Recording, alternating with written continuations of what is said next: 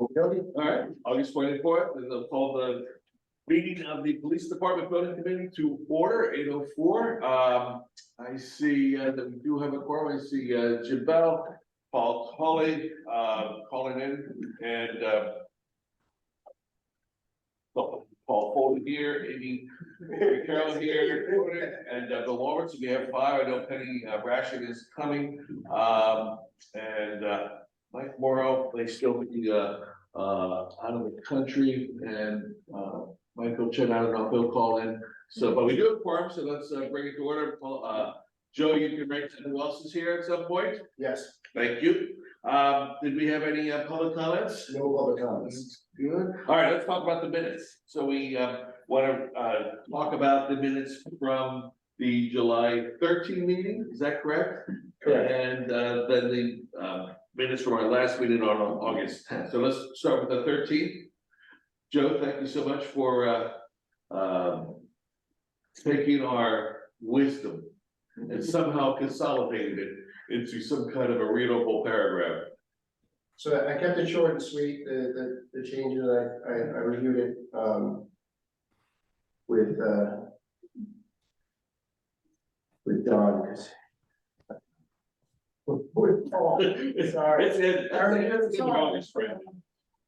Early morning. It- So with, so Paul, just make sure, so the, we just changed it over to make the language a little stronger about the classifications between the building use and the requirement to go from 5 cells to 3 cells. Yep. And just made it that it was affected, and that I actually am gonna bring in, Brian Humes, who's gonna give a full date at a future meeting, because there's still some parts and pieces that are up in the air that we need to nail down. So- People that do this for a living are still talking. Is that fair? Yes. Fair. Yeah, so that's still being vetted out, all the little last bits and pieces. I left it very, once again, I left it as reflective of the meeting. And then the second comment was the passing for update on the training facility, and that no update was provided at that. Yeah. That was it. Okay, any other discussion about the meeting minutes from July 13th? We need to pay Sarah. I feel kind of naked out there, you're doing something with minutes without any way to. I'm good. You're good? I would make a motion for. Yeah, that's fine. Okay, Paul motion, Penny second, all those in favor? All right, so we approve the minutes from the July 13th meeting, now looking at the August 10th meeting. Hopefully you guys got a chance to, and again, thank you, Joe, for writing those up, much appreciated. Any comments on the August 10th minutes? Well, we are tired this morning. That's No, I mean, I was gonna go to grammar, but that I'll let it go. Well, I was gonna. The grammar is a little. Yeah, as it's- On the. There was a couple of apostrophes, yeah, there was a couple of apostrophes. Why don't we approve them with this correct? Just correct the grammar. Is to. Is there grammatical, Just, Right. grammatical changes? Yeah, Okay. the A, B, C, D. Yeah. You know what it is. We'll do that. Yeah, we got it. Yeah. All right, Okay. any other discussion? All right, motion to approve, Paul again, motion second, Penny, all in favor? Thank you. I never understood the difference between A affected and E affected. You know, while I was learning about thermodynamics, apparently people were learning all this. Something. You wanna give us some talk on? I'm different with 3 laws, however. I just note that, Mike Morrow and Humes. Okay, hey Mike, welcome. Hello, Right. how's everybody? Good. Progress update, we can start with an update on the Locust Street, let's start with that, and then any updates that Brian may or may not give us, right? Sure. So for 39 Lopes, it's pretty simple. Everything has been pretty much awarded besides the mechanical, electrical, plumbing stuff that we may need to do when we put up walls. And we are going to walk through with the Turner team on Friday to figure that stuff out. Those little last some open buys over there. So we're still on target. Bill's working on the generator. The generator is going to come in now, same right about October, so it's right about where we needed to be. We're actually the generator, under the generator components, switch gear and the automatic transmission. Because the other stuff is gonna be a portable generator, right, that we just. Correct, we already, But yes. Okay. And that's really all I have on this, any of the requirements. what fuels that generator? Is that a diesel?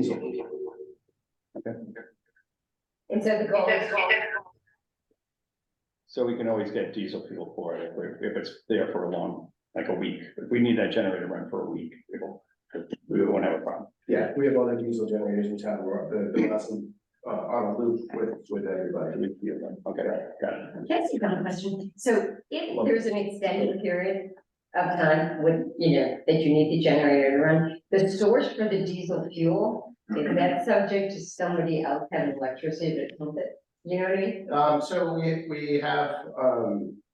we have multiple places where we can source the fuel, and we also have fuel in a small tank that we could actually use our own people. You can't get the diesel.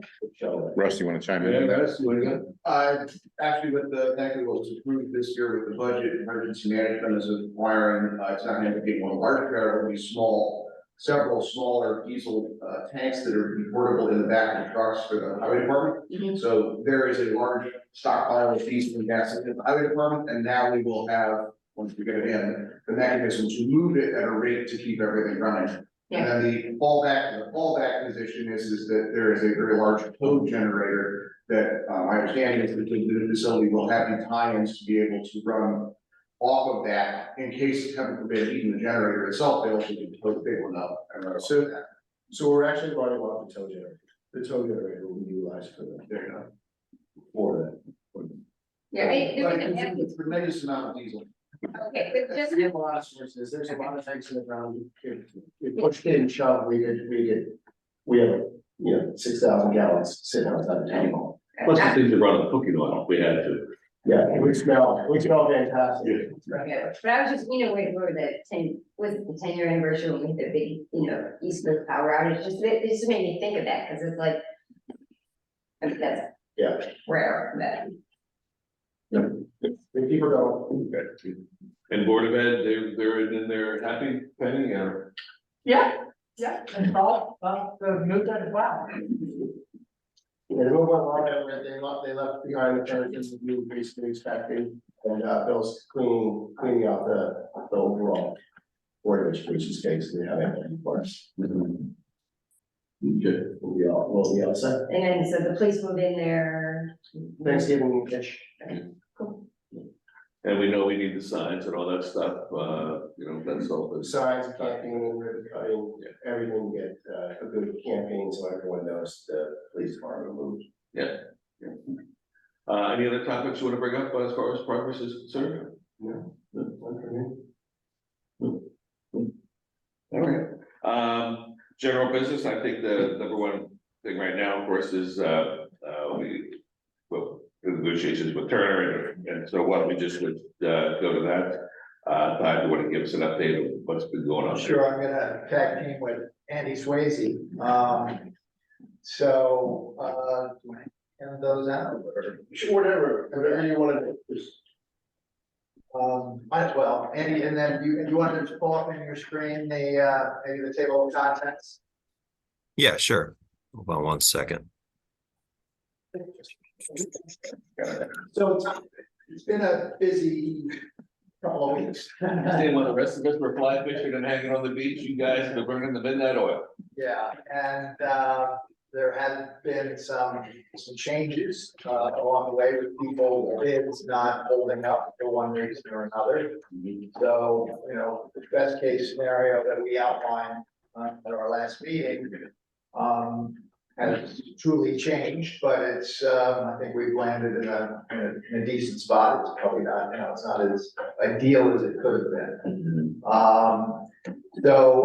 Andy, do you want to just pull up, I guess, well, let's just start with the table of contents. So there, And this is what I sent out to the committee last night, right? right, so, yeah, the GMP is a lot more than just a number. Mhm. There's the number, there's the drawings that support it, there's what we call assumptions and clarification, which is some of the fine points on the nuances between, as we interviewed subs, interpretations that we want to make sure everybody's on the same page. Those are gonna probably be most important for Brian to understand and Joe. Then our construction schedule, which is basically the same schedule that we issued to the subcontractors, is part of the GMP, so everybody's on the same page. Alternates, we only have 2 alternates. One is the roof, which everybody knows about. The second is a very minor one, but we're buying an evidence locker for the temporary 39 Locust. And we're gonna be able to repurpose that, and instead of having an extra one, we're just gonna move that one over. It's $9,000 savings. Allowances, which are some money sort of held aside for specific things that we know about, but we don't necessarily know the cost, so that it's a placeholder. Holdbacks or unboughts are sort of the same category, but the difference between those two is the allowances are items that, if they're not spent, they go back to you right away, because they're for a very specific thing. Holdbacks are identified for something specific, but they stay more on our side of the fence. And if we have a savings on one, we can target it. I'm sorry.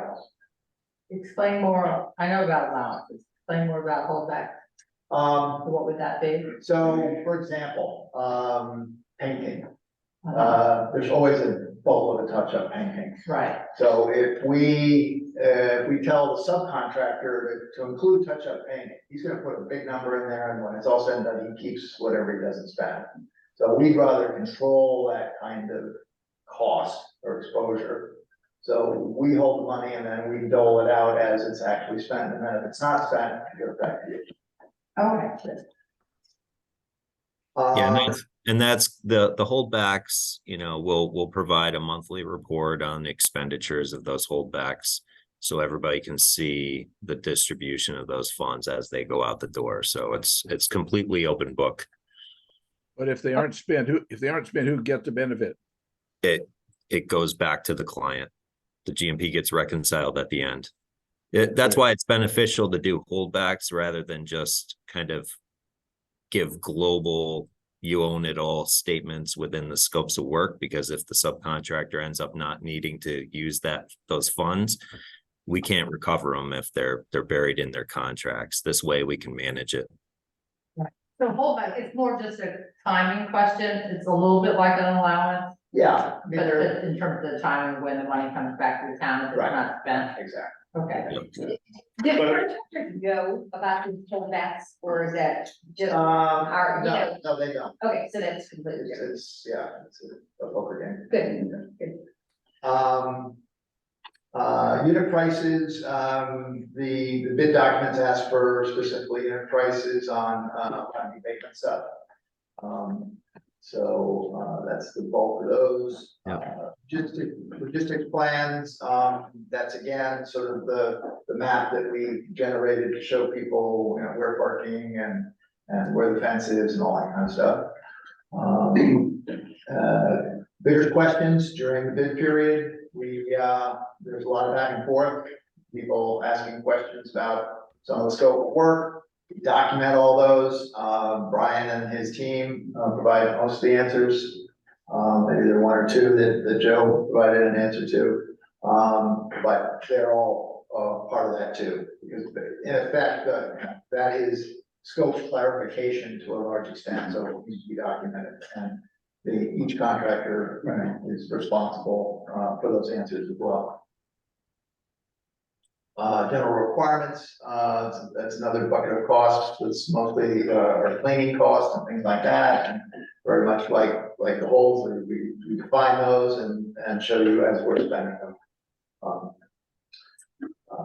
Hourly rates, that's our staff rates, just to document what people cost, and then that's sort of back up to our monthly bill for those people. And the staffing plan, or histogram as we call it, to show our map of who's assigned to the job and for how long. It sort of substantiates the the number are general conditions that's part of the GMP.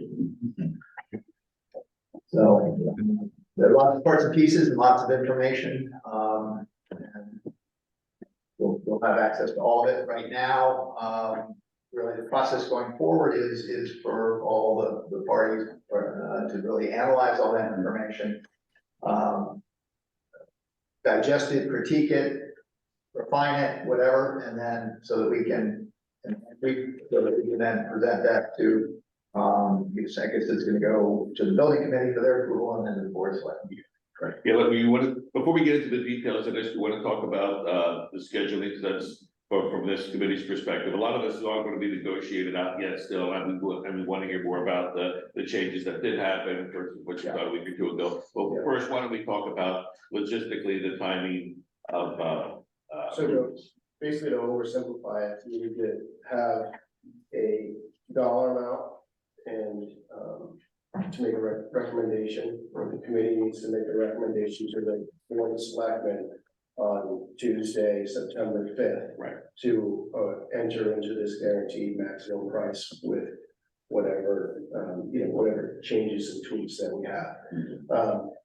And I'm sure and Andy or Tyler, we're gonna go through this, but this is the result of all the big work, all the 21 packages. There was, almost 3 or 4 bidders per trade, with the exception of a couple. So it's really a lot of work went into to these numbers. And we appreciate the time and turnaround. and I've sat on the 21 hours worth of bid review meetings. So there's a lot of, these numbers have been well vetted out. These top, these bid packages 1 through 26 have been well vetted. The other one, I'll just say that it's really, that's the contract that Turner won, the CM 133 that we put in place, 6 months ago, or whatever it was. So those are, this has all been competitively bid, and then below the number that was already, those are all, should just be adders. I haven't checked everyone yet, just received it, but those are just adders that are already defined in the contract that we signed. Right. So this is just explaining the CM contract process.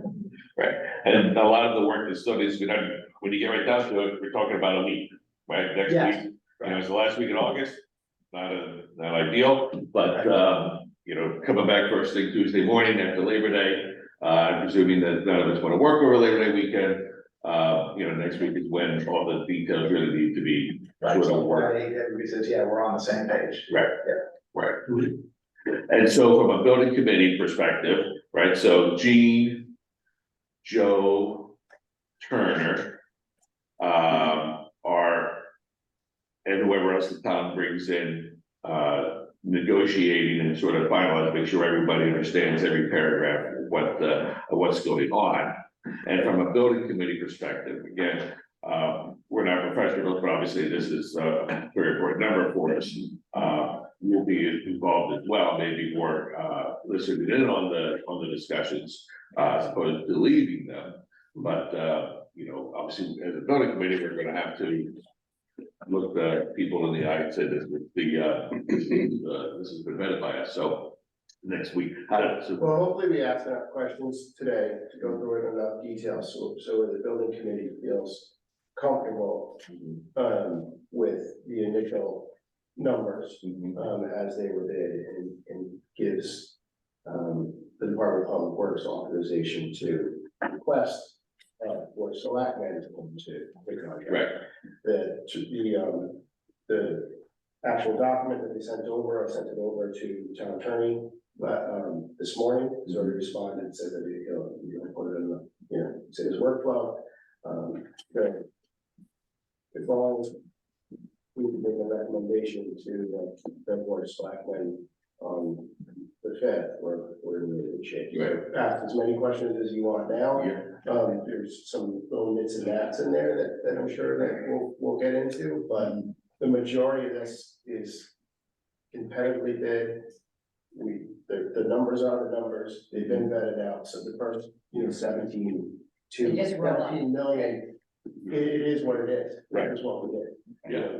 We Yeah. bought it in that. So let's start with that 17,254. There were a couple of things that got changed, you know, from the subcontractors that pulled and things like that, right? I mean, we went to the second subcontractor and such. What do you go through those first? Andy, do you wanna take over and? Yeah. Yeah, and I apologize, the audio is a little tough, but I think you asked to just confirm what the major changes up in the direct work were from the last read. If that's correct. So there were 3 bid packages where our low apparent bidder on bid day withdrew their bid. You know, we had discussed with Joe and Gene, the fact that, you know, we did require bid bonds from these individuals, but our experience has been if a subcontractor can prove that they made an honest mistake in their bid, then they can kind of wiggle their way out of any bid bonds. So, you know, pursuing a bid bond to maintain a low bid with somebody who, you know, would be limping into the job is in my opinion, kind of a wasted effort. But the 3 packages where that occurred, bid package 3 concrete, D&J Concrete was the low bidder. They did not include the underpinning that was required in that scope of work. And that was a significant component that they couldn't, you know, quote unquote, eat or absorb within their number. So they withdrew their bid due to that error, and we had to go to Villa. That was an impact of approximately $160,000. So it was an uptick of $160,000 to go to Villa Construction. What was your estimate of what concrete would come in at initially? Do you remember? I don't, but Andy probably has it on his screen somewhere. Hold on one second. I got Phil sitting next to me. He's the play-by-play guy here. It was what? The estimate was 305. But And what was the final number? it's the base bid was 715. So the trick here is the estimate, you know, was based off a different set of documents. And there are some trade, we don't reconcile a GMP bid package by bid package, right? There's wins and there's losses. Overall, this job came in under the estimate, but this was a package where, you know, we did not hit the estimate. What was the original estimate? Final I- drawings, based on the. 305. And But we the had, final number? So that, you it know, was 715 for Okay. concrete, but we had 3 bids. Hold on one second, Phil's getting it. Right, we had, what, 3 or 4 bids in this Yeah. package? Yeah. Go to the detail, please. With this, right, so Yeah, we had 4 bids. And D&J was significantly low. And they didn't include the underpinning. Villa is, you know, 10% lower than the next bidder. So we of 4 bids, they ranged from, you know, 715,000 all the way up to, you know, 989. So we're, you know, comparing to the estimate, we can do it all day, but the reality is we have a number that's, you know, $200,000 lower than the 4th bidder, right? And it's a public bidding process. That's kind of, these are the rules of the road. So can I ask a question, since there's what, a 20% differential in these bids? Do you sometimes worry that a low bidder is not, Oh, sure. you know, not including everything? I was thinking the lowest bidder ignored, and didn't have a major component in it. And just, but so I guess with the group that came in with a low bid and you guys work with them, you feel okay with them? That's why we go through these scope meetings where Yeah. we have our really menu of tasks. Right, And we make sure they check them all. we go through and say, you got this, you got this, you got this. And in this case, there are 4 guys who said, or 3 guys that said no, I don't have something, which means You know, just didn't read our scope of work very carefully, and they made some wrong assumptions. Yeah, and the interesting thing about a public bid is they see at the public opening where their number compares to the other bidders. So they're thinking the same way, right? If they leave $200,000 on the table at the bid opening, they're second guessing and digging back into their bid to validate that they have everything. So Guys are competing against, right? I mean, it's not as though it's their first rodeo. I mean, every bid, you know. Yeah. But let's just go back, I mean, the one that we talked about in the last meeting that we were especially concerned about was site work, Mhm. Brasso, because there was a big spread, like $1 million. Right. 1 and 2. We had a very thorough, long discussion with Brasso, they agreed to hold their number, I felt that it was complete and accurate, was a huge relief. Mhm. Right, that was a big number. And that one was much closer to ours, which gave us some comfort that, it was in the right neighborhood. Jim, did you have a question?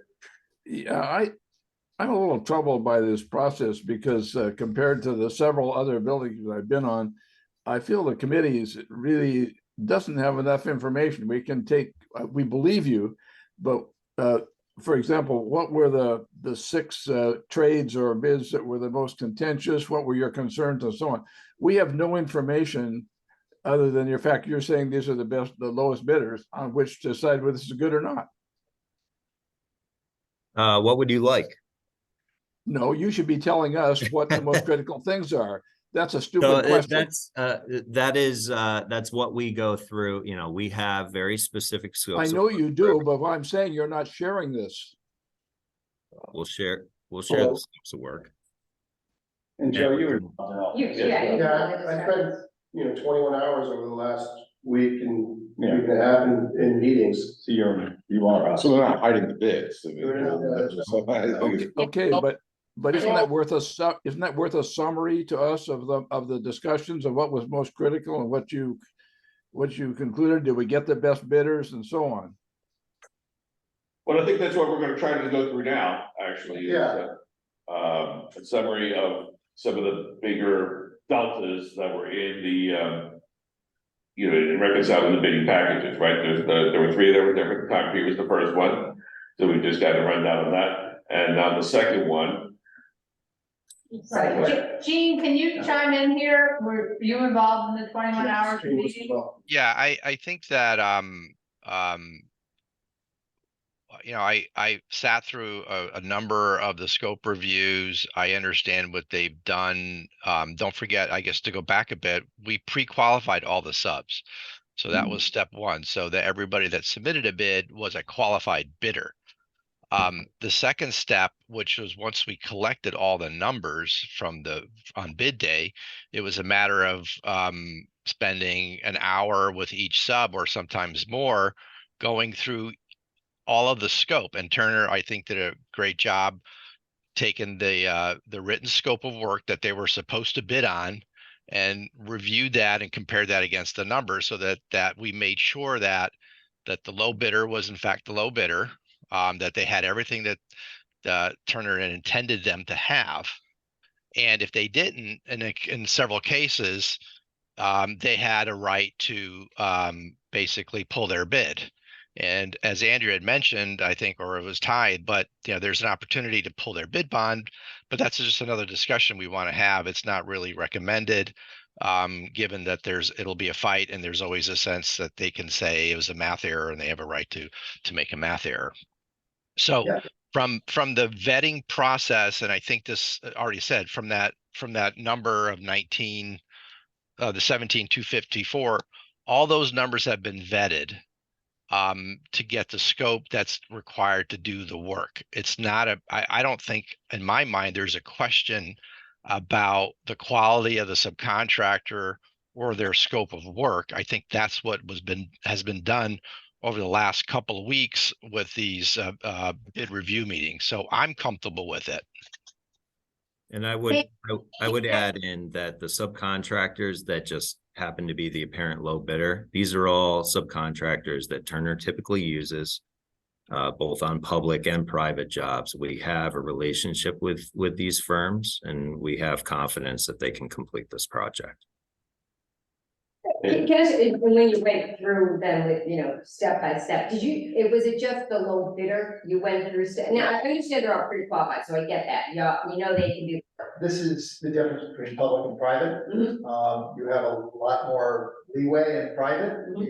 We typically talk to 2 or 3 low bidders and compare and contrast, but in the public one, you start with the low one until you find that they are incomplete and you go to the next. All right, so you just got. There's no negotiating on the numbers. All the numbers are on the table and basically locked until they prove to be incomplete. Got it, thank you.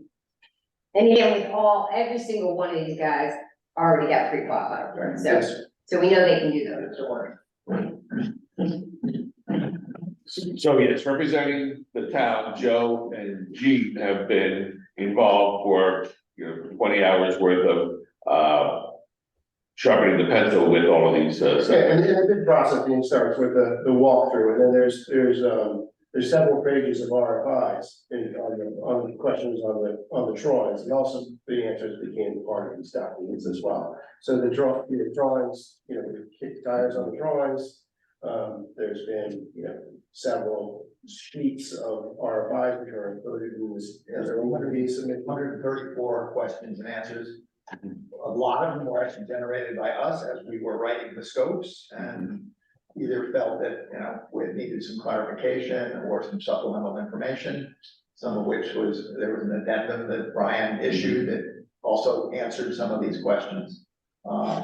So there's a lot of activity during the bid period. And we also left out the fact that Humes had a representative, he wasn't there himself, and the interviews, making sure that the Turner scope basically addressed the scope that was. And when reading into mechanical electrical trade, it's all right. You just paid it there. So we did concrete, there were 2 others? Yes. Andy? I'm sorry, no, I couldn't hear that. The 2 other subs, it was flooring. Elite Flooring was the low bidder. The scope was clear that they were to include resinous flooring within their number. At the scope review, they indicated that they had not carried that in their number, so they withdrew it due to that error. And Frank Higgins was the next bidder. We do a lot of work with them. Frank Higgins, they're a great contractor. And they validated that they do have the full scope. So that was a premium of approximately 80, right, Phil? That's the flooring in the cellar. 80,000. Right. It's usually a specialty contractor, and it was a specialty contractor covered under another scope, so you can understand why they did it, but if they read it still, And what was the last one? The last one was electrical. So low bidder was NNS. And they failed to include a large component of the low voltage work within their bid. Our scope was very specific that they had to pick up all the low voltage AV security. They picked up or misinterpreted a note on the drawings and made the assumption that they should not be carrying it. But our scope was clear that they would. They couldn't absorb the cost for that. That was another approximately $160,000 premium to go to CamSan. So we scoped out CamSan after NNS fell apart, and they were complete. And how many other bidders were there for electrical? We had 5. We had 5 bidders. So, which is actually really good for, Fairfield County. Right. Participation on electrical. So that was refreshing to see. Then there was one other adjustment, the pre-purchase that we did for the generator.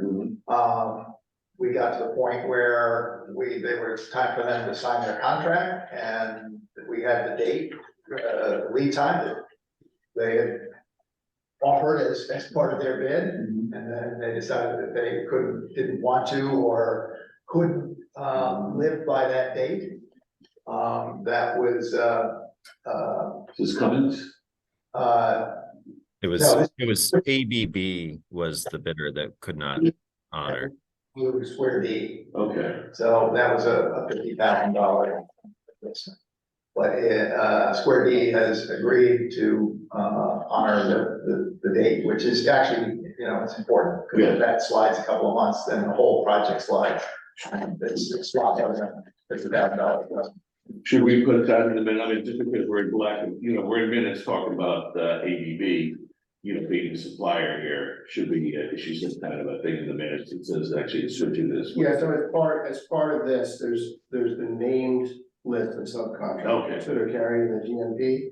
And that was also, put on this form to with all the contracts. So I don't necessarily know that that's necessary. Okay. Because it'll be included in this, and this is who Turner intends to, for all intents and purposes, to contract with. Okay. So once they get the money, if they're authorized to spend the money, they'll start going to contracts. There might be a hiccup here and there with, just like with ABB, whatever, ABB, there could be a hiccup there, and they have to come back to us to talk about that hiccup, but generally speaking, these are the 26 bid packages that have contracts associated with.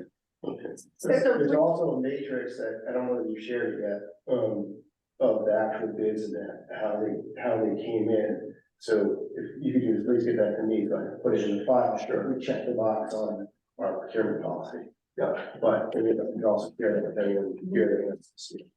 So, can you talk about the roofing bid and what's included in the 385,000? Yeah, that is, the base bid is, essentially the new roof on the addition. There's an alternate for the new roof on the existing building, and that's, I believe, 360. 64. 64,000. So. That's not included in this number, Right. but And is that, where is that reference? it's on one of the attachments, which is the alternates. Okay. Sorry about that. One is the roof and the other is, saving the refrigerated evidence locker. Right, And this is so, the thing that was sent out last night. It's This is all- Schedule E, it's located on. so how did the all other bidders come in on the alternate? So what, because we want to try and fit that, I'm just curious in what were the other bidders when you combine both the roof for the new addition and the roof for the current building? The other bidders, the next apparent low bidder was actually a little lower by about $60,000 on that specific alternate, but their base bid was significantly higher. So depending, when you compare the two, whether you take the alternate or not, Domac would still be the low responsible bidder. Did take the alternate bidders. Right, that's what I want to know. How does the bid shake out if we do take the alternate? With number two bidder. What, yeah, or how many bids do we get on the roof? I apologize. The audio is tough. I didn't hear the question. I think you were answering it. What I wanted to know was how many bids do we get on the roof? And, if we combine the original and the alternate, how close were all the bids and how much lower was Domac? So we received 5 bids on the roofing.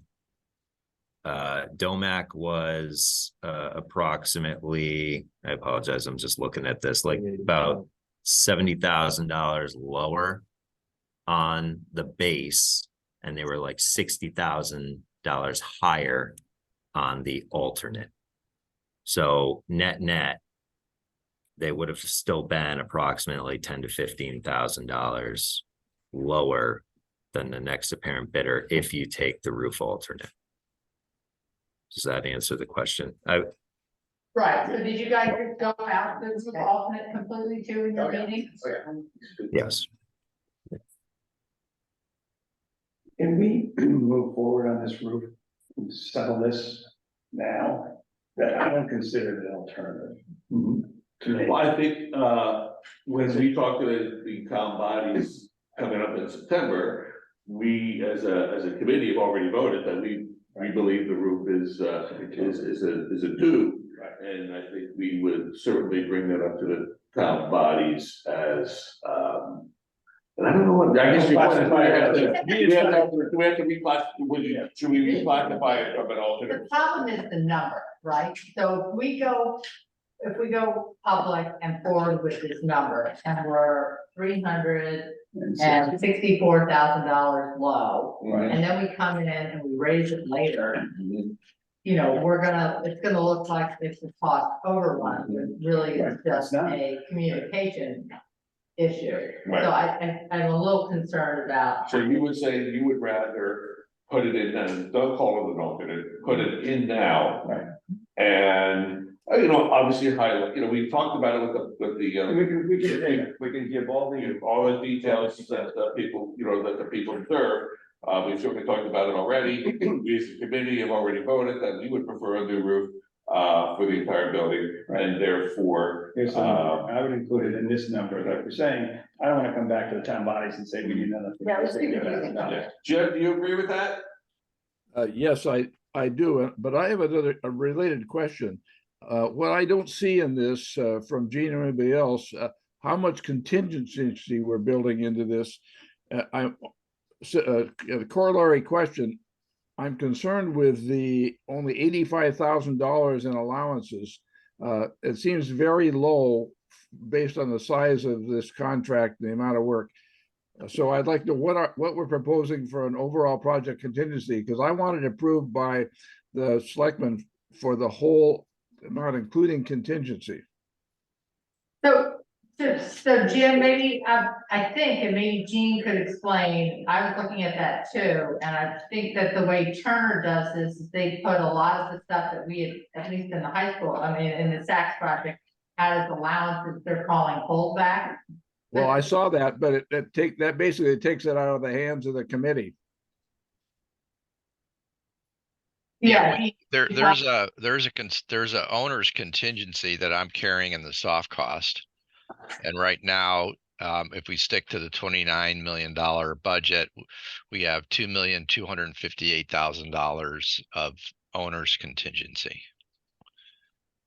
How much, Gene? Say again? 2,258,000 approximately. So that's about 10% of the total, roughly? Yeah, roughly. Okay, then we ought to, when we 7. get this part approved, we ought to up this by 10% and say, that's what you're really approving, Board of Selectmen. Well, I think we just gotta be clear that we're approving a GMP versus a project cost. I think you need to discuss them in their context. I think that the overall budget is $29 million. What we're approving, the committee is going to approve, is the execution of the GMP, which is the 29 or the $20 million. So, and that includes the holds of 336. It includes 85,000 in allowances plus the construction contingency of 690,000. So there's a lot of money in there. There's over $1 million in On a $20 million. in the 20 million. There's $1 million of uncommitted cost. I got the 336 and the 85. What's the balance? I'm The missing. 690 right there. Yeah, 690 is the construction contingency, which is held at 4% of the direct book value. Right. So they have $1 million. We have 2 million. Got it. So they have $1 million, we have 2.2 million, right? So on a $29 million project, we have, 15%. yeah, a lot. You know, it's obviously, you know, how this rolls, but there's enough, we feel that there's enough contingency between all four of those buckets to weather the project with the hope that. And I just remind, because it's we're refurbishing a very old building, you know, this is not new construction on a clear lot, there's a lot that needs to be considered. However, if you do take the roof alternate, that will adjust your owner's contingency at this point. I'll let I'll take it, produce it. So we'll go back to the roof. All right. Are those numbers, Andrew, is the allowance, I'm sorry, the alternate for the roof, is that a fully loaded number? Yes, yeah, we've applied all of these markups as applicable to the alternate value. So if you choose to take the alternate value, you just add that value to the 19,887. But you're saying that's basically, we're taking it out of contingency. We're not include. I think the committee wanted to include this in the base cost of the project, not take it out of the owner's contingency. Yeah, another option here, if that's the way, if we want to show the roof replacement as part of the base GMP and kind of keep the door open if we choose not to do it, we could convert that add alternate to a deduct alternate. Yeah, I was just gonna say that. Yeah. So, yeah, so we could roll that into the base, and then on the alternate tab, we'd say, you know, we got to make a decision by, say, January 8th, 24, and it'll be a deduct to eliminate the re-roof. So we'll just I flip. like that idea better. Okay. Okay, so let's, as a committee, let's come to an agreement on that, and hopefully, Mike, more out there is following, and Paul totally are following the conversation. So as a building committee, what has been proposed is basically adding the roof on the existing part of the building as a deduct alternative. So we add the base cost of the 360,000 into the total cost, construction cost, and keep a tab in case in January we need to not go in that direction. Is that? Yeah, that's the proposal, I just had a couple of questions. Yeah. So, all right, was January our drop dead date before or not? No, For the add-on? we established that, just, what we wanna do is ideally do this roof after we're done with the work. So we're not working on top of a brand new roof. So we think by January, that would give us enough lead time to get the materials. And then as soon as the work's done.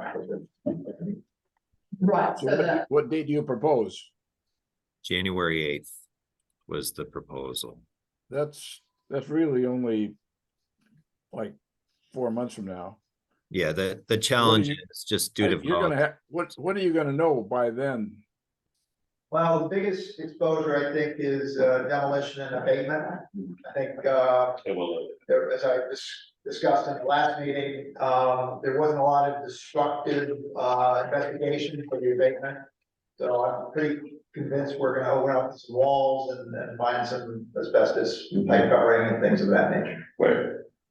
It has glue dots in the ceiling, you know, there's all those things that seem to pop up. And there was underground storage tanks that were previously on the site, so we know there was underground storage tanks, we know that there were leaks.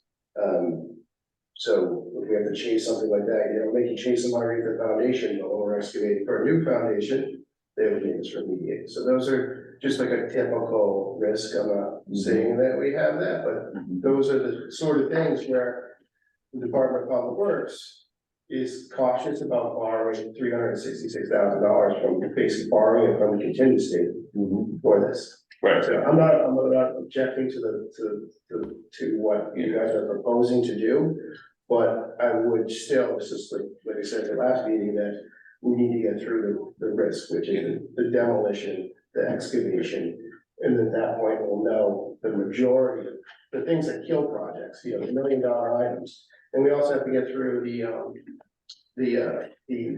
cell and the building classification, because that could also add additional costs for additional fire separation, et cetera. So we need to get through those those risks. Joe, I don't disagree with you, but the question is, how can you know, how can you learn all that in the next 4 months when you haven't even broken ground yet? Before January, before we release the 366 officially to the contractors. I don't care if we get this turn, because we become a state back return. We just can't contract with the contractor for it, so I wait till, I recommend we wait till January. I'm hearing there's no one saying that that's gonna affect the schedule. So So why can't we wait till April or something like that, when we actually got some more work? This cost escalation probably on the hold. I think we only have a 60-day hold, Andrew. Yeah, I believe it's 60 days. The bids are good for. Roofing specifically is still one of the more volatile areas with regards to price escalation, and roofers for a long time wouldn't even guarantee their number a week after the bid date, right? So, you know, this date is kind of established to a point where the roofer feels comfortable that he can hold his number with his supplier to procure the material at the price that he's bid. Until January 8th, right? If we push this out to March or April, he's going to be less receptive to being able to hold that number. That's the challenge. Well, let's do this. We've already decided as a committee to replace the old roof. I don't understand why we want to put it as a removable or whatever the term is. I want it included so that the town bodies know we're going to put a new roof on the entire building, so that the entire building is now covered in front, all of it. Renovated as new, the entire building. And we find things in the basement, we find stuff in the soil, we're gonna find stuff in the soil.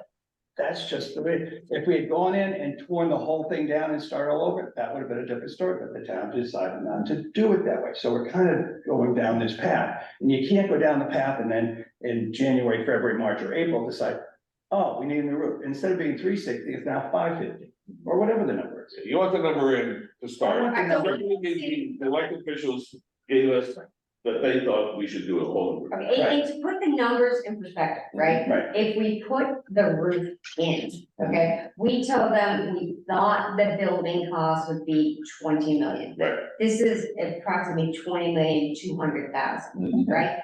That's pretty close, right? Yeah. So. Right, so Let's go Gene, with that. so Agreed. Gene, when we put the roof into the base cost, that's gonna come up a little bit over 20 million now. What does that do to our overall GM, to our overall contingencies, and you still feel we have sufficient contingency? Yeah, I do.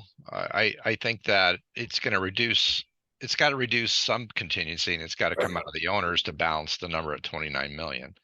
So we take that value out of the owner's contingency.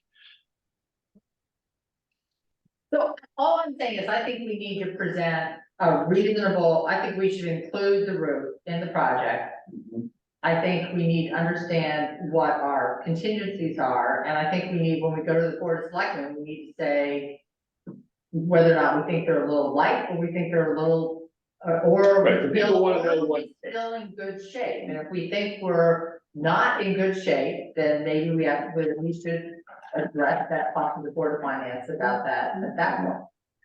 Right, because this is our shot, right? This is where we're going from. He may be coming back to you for X thousand or whatever. Can I ask for the library, what was our overall contingency? Just because, you know, we just did it for our thing, between owners and,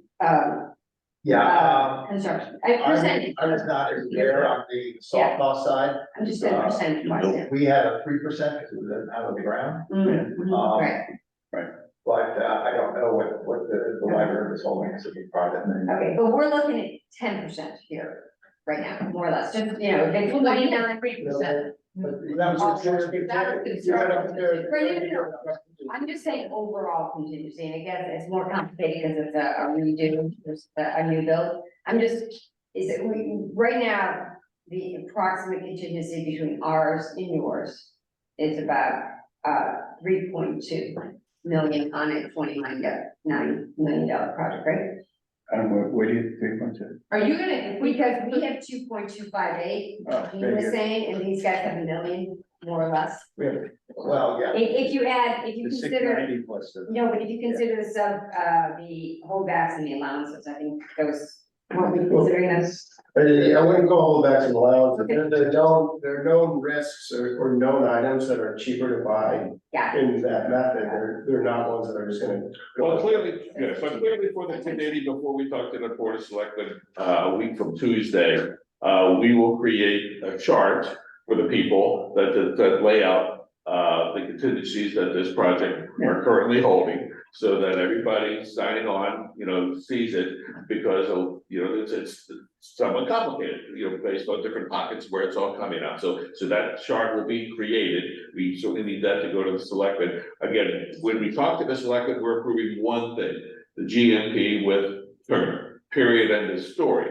But, obviously, questions will start coming up about total costs and where are we and things like that. And so as part of that total discussion, we want the people to understand where contingencies are currently located before we put a shovel on the ground, right? All kinds of things can happen. As we've said before, we haven't been punched in the nose yet, but we likely will at some point.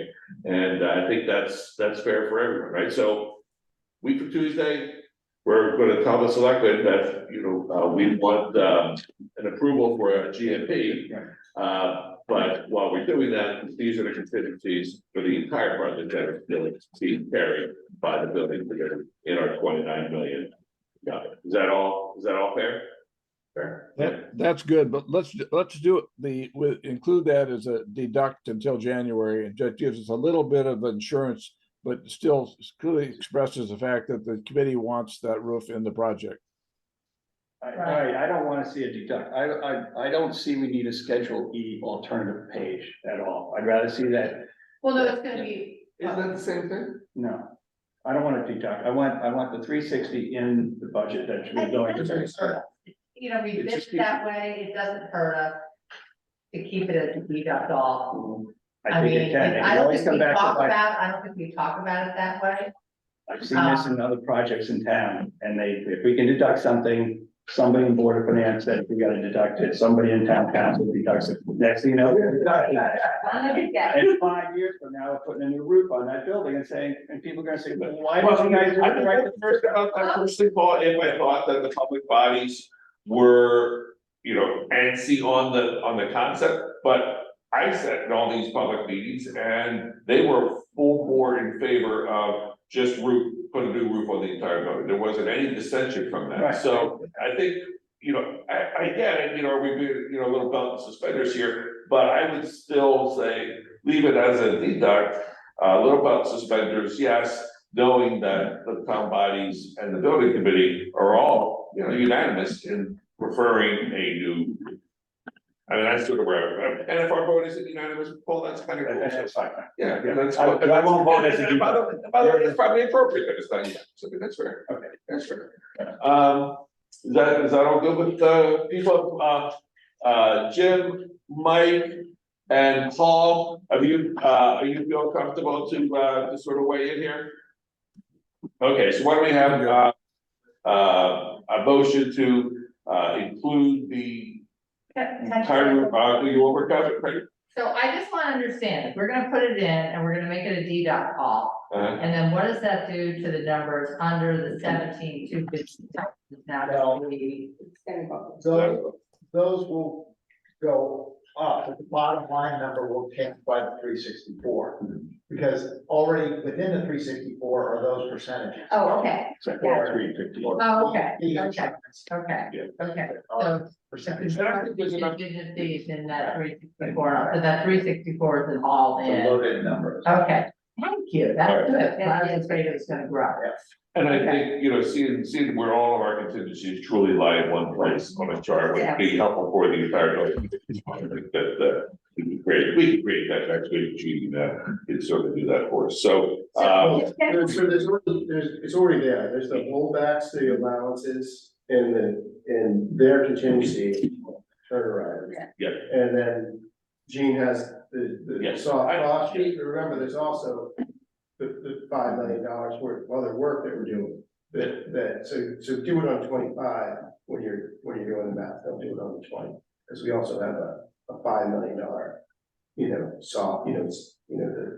sorry, 2 million to move and 5 million. But for the elected officials, they wanna see it on one, Yeah. they shouldn't have to look at add numbers up, they should see it all built for. Yeah, they can see it all in one. I was on town council, you don't want these guys adding on the fly. Yeah, but when are we gonna start getting full? When are we gonna start getting at every meeting, the full, cost? With all the, Gene, I forget when you started giving that to us in the stats. But that's always a helpful report to have. Yeah. It is. Yeah, I can start that. Well, I'm plugging in the numbers. I'm ready to report it as soon as we agree on what the scope of the GMP is gonna be. And because there's a lot of formulas that are based off of that, but I can send that over to Joe today. That's the executive summary, and then we can even dial it down further. Joe and I talked about an executive summary that we did it for Saks as well. That really just talks about just major bullet items: construction Right. costs, construction contingency, soft cost contingency, total project cost. And we track it on a high level. So 1-pager. And then if they want more detail, would be the summary sheet. And then followed by that would be Turner's report on a monthly basis. Yes, Sounds good. the very last line item, and I know you guys have been in this, the general requirements, what does that $500,000 include? It's, cleaning, trailers,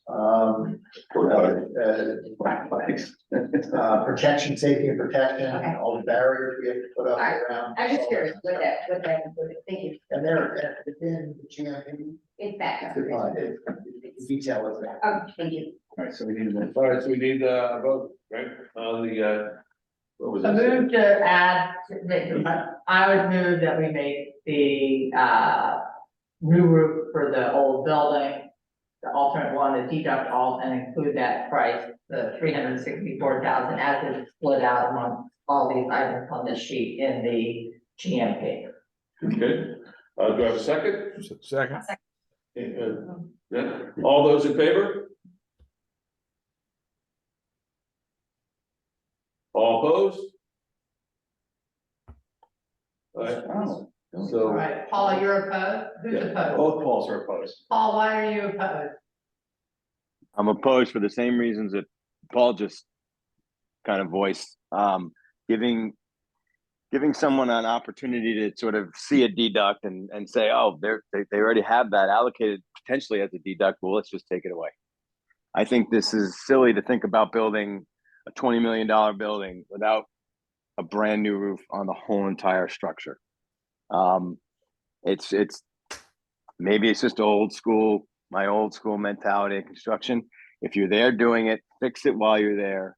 Don't wait and push it down the road where you have an opportunity to lose it or not get it, and then in 2 years say, we need to fix the new roof because it wasn't attached correctly, or some other situation that arises. I just feel like better to do it now and have it included in the number going forward.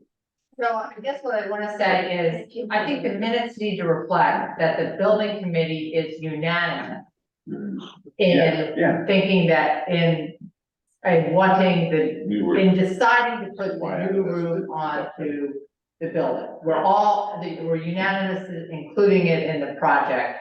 We're just not unanimous on whether or not we're listing it still as a deduct or as a fully included. Deduct alternate as a fully included item. Can That's fair. we redo the vote? Because I want to take them. Thank you. I want to go these guys. Thank you.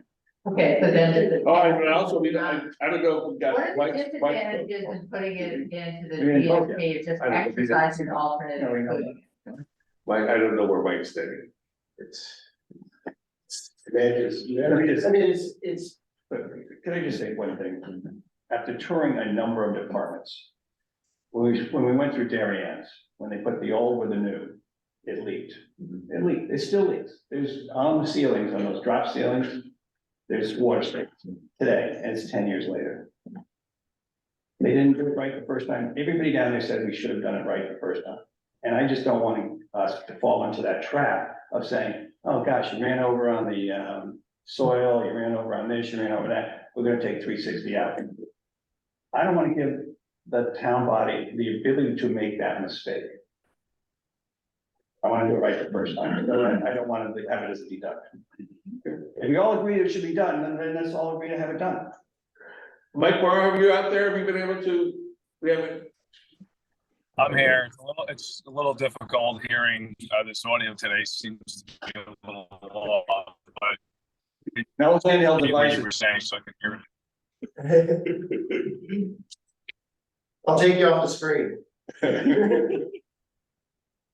Yeah, it's very difficult hearing what it is you're saying. Sorry. it's really a discussion on whether to leave the roof as a deduct or just not even give the town body. So. Yeah, and you talk, sorry, you're talking about the roof? Yeah, Yeah, I mean, we had that discussion at the town council. I mean, the temperature of town council is we should be doing it right now because it would look silly, you know, X amount of years down the road, short term. Come back and say, okay, you know, we need X amount of hundreds of thousands, whatever it is, millions to do the roof. And they'll look back at the building committee saying, what were you guys thinking? You know, why didn't you just do this? I mean, that was, I think, the basic general temperature of what we were, our discussion.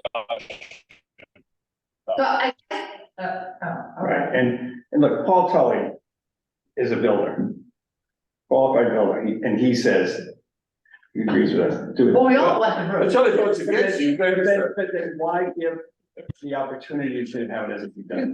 There's no need to have a deduct then. If we all agree, then let's all agree to put it in. So the only need that the deduct is providing is it's giving us an additional $362,000 worth of contingency. So if you exercise that alternate now, at the end of the project, if we need an extra $362,000, then we go over the $29 million. It's the action that was taken today that drives that over the budget. No, but then we will come back to the town and say, look, here's where we are, and here's, we need another couple $100,000. I mean, we do this. But I would say it's not the Department of Public Works who's gonna go over budget by $360,000 because we added $362,000 with scope on day one. That's my only point.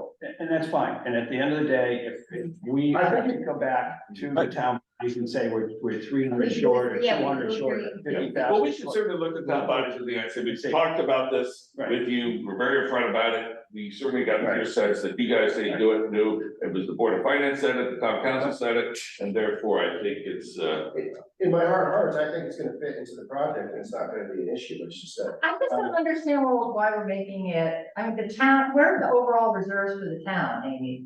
There are a lot. $30 million The or town something. has a lot of money. If for some reason on this, like, building that we're doing for the next 40 or 50 years, we're 200,000 short, which we don't think we will be, then rather than turn a project that we don't think is the right project by not doing the roof, we'll go back to the town bodies and ask them for the money.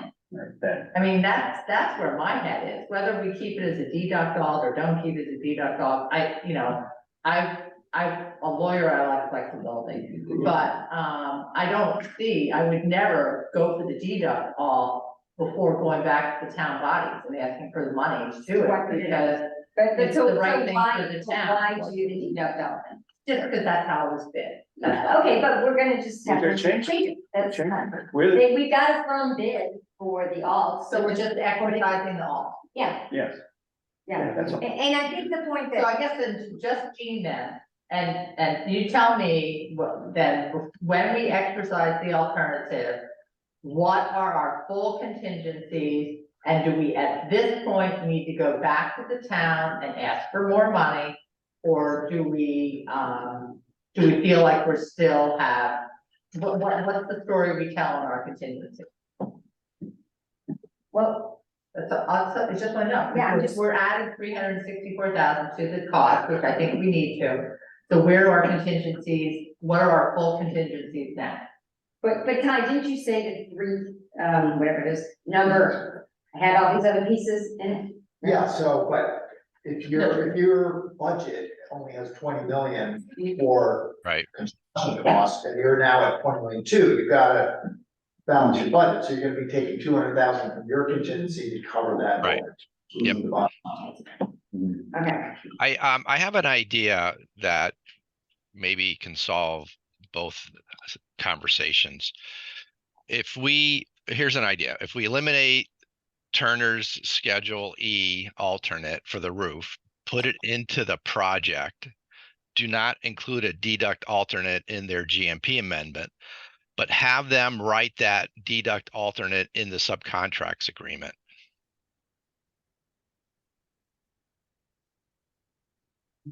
But it's still, where's that, Yeah. all that, where does it still leave us with our overall contingencies on the project? So we're including, the building committee is telling you, the professionals, we want the roof in. What now, what are our overall project contingencies? You're going to reduce it by the amount of the $251,000 roughly. Okay, so so I guess don't remember it from earlier. What does that leave us at? So it's still 2 million in It'd be change, 2 right? million in soft cost owner's contingency. It doesn't change the construction contingent. Well, it does a bit if once they threw the numbers in there, but roughly $690,000.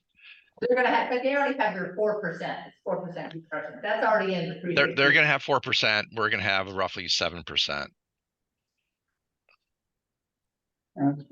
It should be fine. So is that, what do you, The are we? Department of Public Works goes in the projects between 10 and 15% of the contingency typically. So you guys can go with whatever you want, I'm just telling you what we're doing. So we would be 11% overall for the project? Yes. So you think that's a little light? I think Ty said it well. I mean, I think that there are big ticket risks because you have a renovation between the abatement piece and then the underground stuff. Those usually are big ticket items when they come as change orders. So it can suck up some contingency fairly quickly, as opposed to a new building where there's a lot less risk once you get out of the ground. So it's hard to say. I would say the 7% is on the low end of the scale. I would say it should be 7 to 10%. A Turner's contingency, I think, is fine at 4%. So we're within the curve. Well, you're calculating that off the 20 million or the 22 million, because remember, I have a $2 million project as well. I'm using it off of the 29 million project cost. Okay. Alright, so this is all driven by the fact that we roughly said 29 million, right? And our approval in bonding was it 27.5, and we already got $1.5 million? Is that Right. Yeah. So this is all being driven by, we gave the town a pretty good estimate, and right now we're saying we might be off $200,000, which is not bad, okay? Given construction costs and all that stuff, and so, you know, we kind of just present it like that and say, because of that, our contingency is a little light. We'll have a much better sense come April or whenever. But I mean, the alternative is that we say, you know, we want to ask now for another $500,000 bonding capacity. I don't think so, right? I think it's just laying it out, and I do think there's a sense that you know, maybe we build in for many projects contingencies higher than we need to. Now, this is different. It's all kind of locked in. Other stuff's a little more flexible when we do smaller projects, right? So I just think we lay it out like that. I mean, this is an odd time, correct me if I'm wrong, to build. I mean, you know, the pricing's all over the place, and this is right, dynamic, there's a better word. And so we've been looking at this for what, a year and a half, 2 years, so we're pretty close Paul had dark hair when he I, started. and more.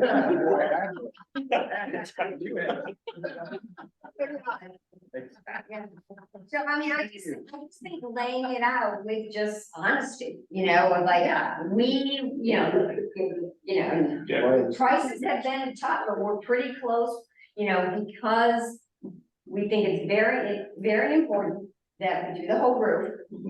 This is what blew us through by 200,000, our really good estimate, but we think we should do that. That means we're a little lighter on contingency. There is a risk we have to come back to you, but we'll know that pretty much by March. That's what, I think that's what we tell them. Yeah, it's all transparent. This is the game, Nobody's trying to hide something. We're just saying, to not come and, we don't feel the need to come and ask for more bonding capacity now because we think we're gonna be okay. And if we're not, it's not a big number. We don't think, assuming we don't have a big oil spill or something like that. I just think they're big kids what Paul and Paul were saying, I love Paul and Paul. I mean, it's hard to talk to this, but when they did the transfer station under Dick Bond, he cut out the bathroom. I mean, let's just do things Right the first time. right. Agree? So I think Paul and Paul, the risk is, Paul, the risk is real. And Brian, your recommendation is completely to do the roof. So all of our project professionals are telling us to do the roof. Correct. Okay, so I think we include the roof. All right, so it's basically a motion to add the entire roof to the scope of work. Is that fair? Penny, you want to put that in English for me? You want to write it? That would be awesome. We want to make a motion to add so you guys, nobody wants an alternate for the town to take it out. Except you. I still like alternate, so somebody. What about building it into the roofing subcontract alternate? Just keep it there, keep it buried there. I don't want to bury anything. No, I don't like the word. I don't want to bury anything.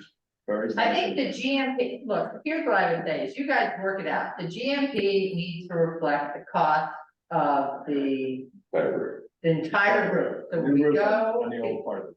On the old part of the building, so when we go to the Board of Selectmen, it's, there, and we tell them we're light on contingency, whether or not we keep in the contract documents a legal right until January 8th, in case things. Well, Legal, right?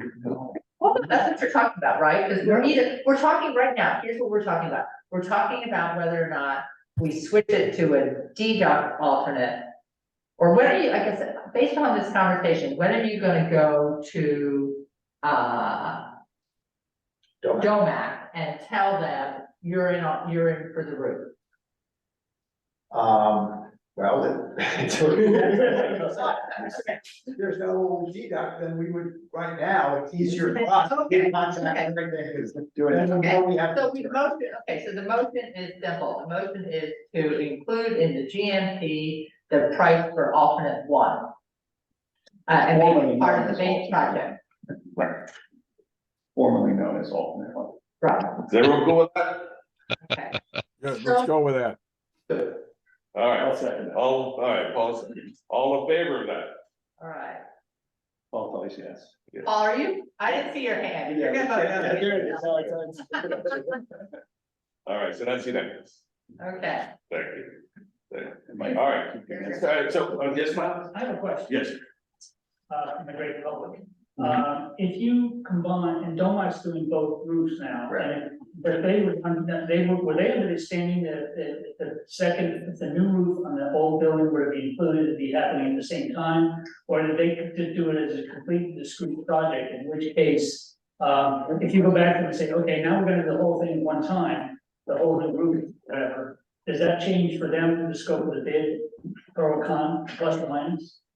You know what I'm saying? Well, they knew that it would have to be done during the course of this project. Right. And, we communicated with them that we would know by January whether it was alternate. I just wondered if it might change their thinking about the bidding process, if they can do it all at once, can come in cheaper, because they're gonna, you know what I'm saying? As opposed to, yeah, no, now, we're doing this in January, and then we're gonna do that, a year later, oh, no, it would have to be done same time. at the same time. Right.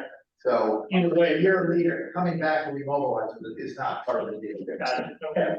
There's actually a fairly tight window when this roof can be done, right? Because it's coordinated with the cupola. And you gotta get it in before the temperatures drop.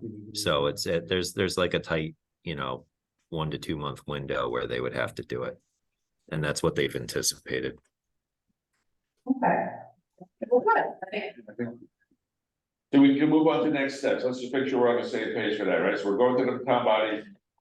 So, good. So we're going to go for so we'll adjust this. Any other comments that you guys have on the guaranteed maximum price, the AIA form, the whole 50 pages or whatever it was, please get them over to me before I go. So the approval. 50 pages were in the long attachment that you Yes. sent. Yes. It's basically the difference. It was sent late last night, So, right, so. which we understand, it's too late for the building committee to go through it and everything else. Right. So, I know that. Well, I think Jim had to step out, but that might provide all the information that he wanted. Jim, do you want somebody to copy and Federal Express a copy of the full 50-page? He has it. GMP to you? Yeah, He just has an electronic he copy. just has electronic, yeah, It's like hard to go through a 50-page electronic. That's why I like it.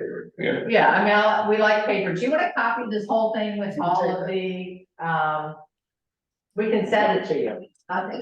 Yeah, that would be a good idea. I have scanned it online and resisted printing 50 pages. Yeah, That's, I figured, we can send it to you. yeah. Okay, I'll talk to Pam and give her the address, or Joe. Good. Hey, Andrew, I got a quick question for you on the state Even for the meeting, then I'll take permit it. fee. Did you include that in the sub numbers? I'm sorry you cut out there, Gene. The state permit fee is not in your GMP as a line item. It was before. Are those Yeah, numbers rolled up Yeah. into the, in conversations with the town, I believe it was confirmed that was being paid by the town, so we did not include that in there. is that true, Joe? Which the state, there is no town Permit fees, But there's a state, the 20 education fee that we had been carrying at 26 cents per thousand. It's not in the GMP, and I just was curious why. What? We had that conversation yesterday, right, Ty? And Yeah, yeah. Just Andy and I had it. I thought we were just gonna actually keep the state fee. We didn't do the.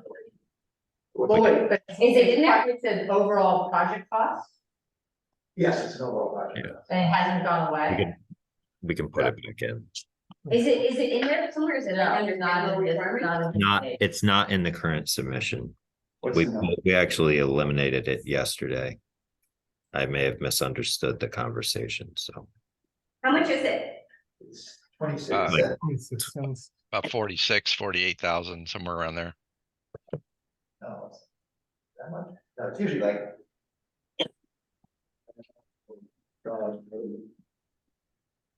That's the point. Is it on the 29? On the whole project? This is 20. Just the 20. Yeah, just cost of construction. Bill, are we gonna vote on this today or not? I've got about 5 more minutes before I need to depart. Well, we can vote in two different ways. One basically saying that,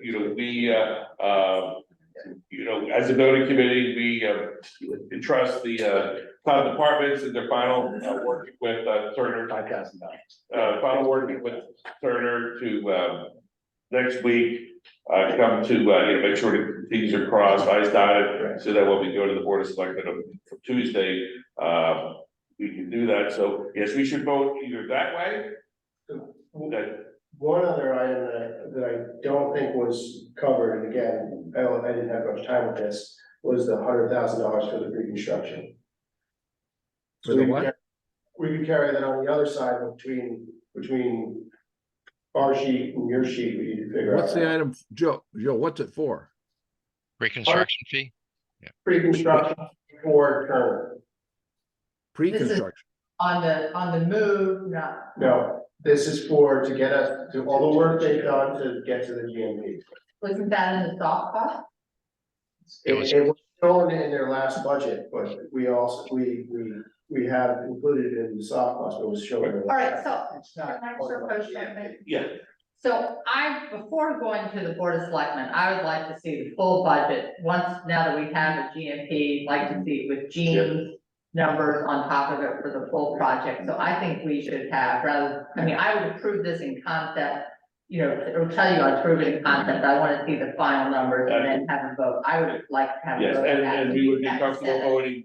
voting electronically without calling them. Yes. Meeting. Yes. I would Fair at enough. least have this- I So, think we okay, need to have a so- Zoom- I think we have to have a Zoom meeting or something, otherwise we can't ask questions.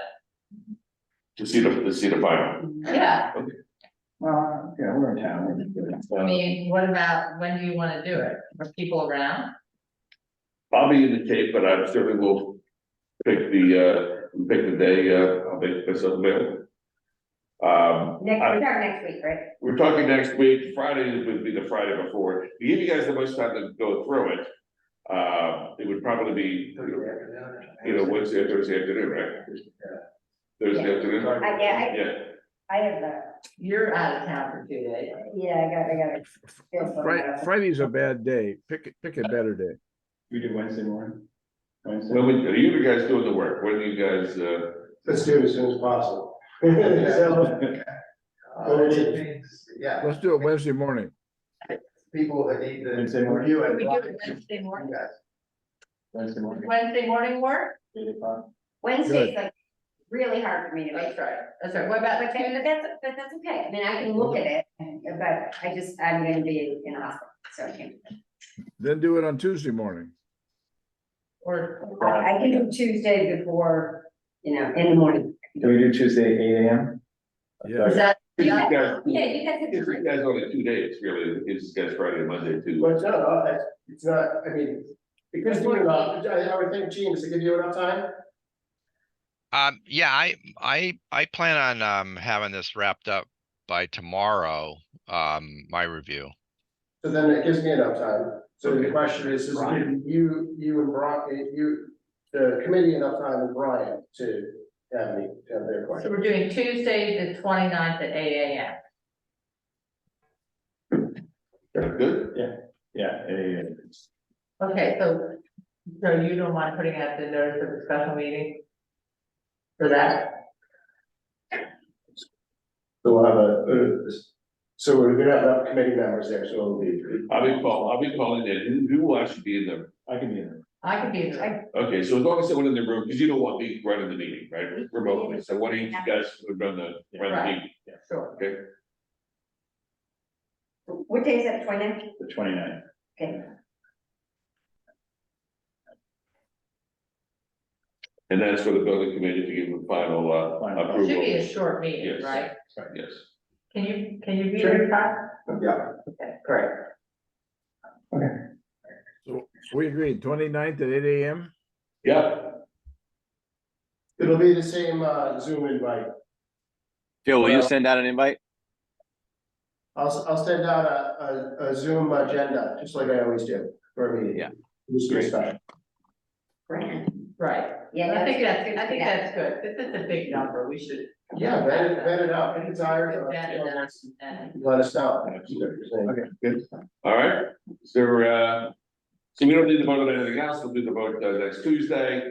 Everyone has their, the package, we'll FedEx it to Jim, is there anything else before we, The one thing that I would add that is that whatever number we land on, I'll also request that the contingency from the Board of Selectmen for that portion of it. yes, so the contingency for the.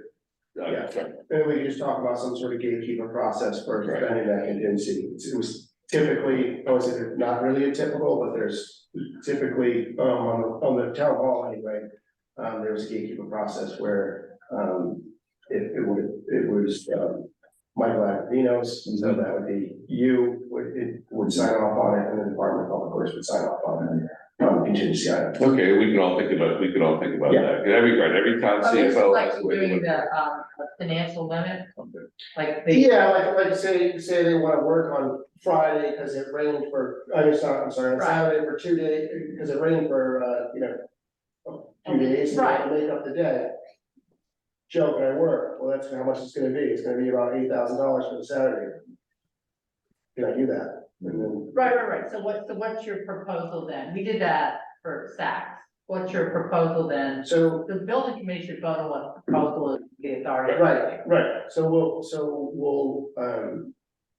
we'll think about the gatekeeper process. Yeah, come And, back. and, and We'll we'll talk to and the we'll- CFO. and Yeah, we'll we're cover not that. proposing what it's gonna be, when I wanna think about it, so that we. Oh, okay, so we can either do that on Tuesday or. Yeah, whatever, but I just wanna, so when I ask for the $20 million, I'm also gonna ask for the $2 million. Right, I don't think we should vote also, I mean, Board of Selectmen may have, ideas on how they wanna run it, and the CFO may have ideas on how they wanna run it. I mean, that's, in the end, those are the people that are Understood. spending the people's money. Yeah, like you can I'm check. trying to be transparent, but we also need to be able to react quickly. Yeah. Because, the burn rate on this project is, how much is a month, basically, we're between being over there for, $30-something thousand a month, and the crew it adds up pretty quick. Right, but the logistics of that really could be, almost be decided at our September 14th meeting. Oh, absolutely. Is that way we can take the input from the Board of Selectmen, and we'll ask you. We need to, we have asked for them to be. Yeah, Absolutely. Yeah, that way it's all, yeah, yes. it's in the room where. That's gonna be a one.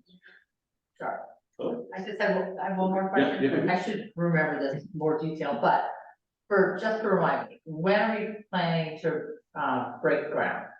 First week of December. First week in December, okay. In the end of December, the following year, so it's about 13 months. Let's hope the weather's good. Okay, so we're gonna have. So it only just so gives a people week can to move schedule, are during we gonna have Thanksgiving. groundbreaking ceremony? Those are all fun. We can schedule it later, but think about, maybe we should schedule that soon if the people have it. We should have our groundbreaking ceremony, right? Sometime in November or in December? I'll get the silver shovels, the cold shovels, or stuff. I think we can do glad. Yeah. Would it, nothing that issues, so big, from public works, like, use, I mean, come on. Little wait. We're gonna talk about that. Okay. Sure, you just break out the giant scissors. Yeah.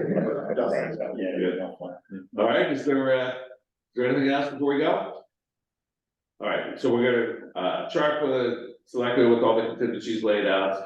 And we'll have a meeting, 8 AM on Tuesday, and, as we continue to, please the 50-page document. All right. Good. Motion to adjourn? All right, thank you, guys. Thank you. Yeah. Thank you. Nice seeing you drive, Mike. So I was gonna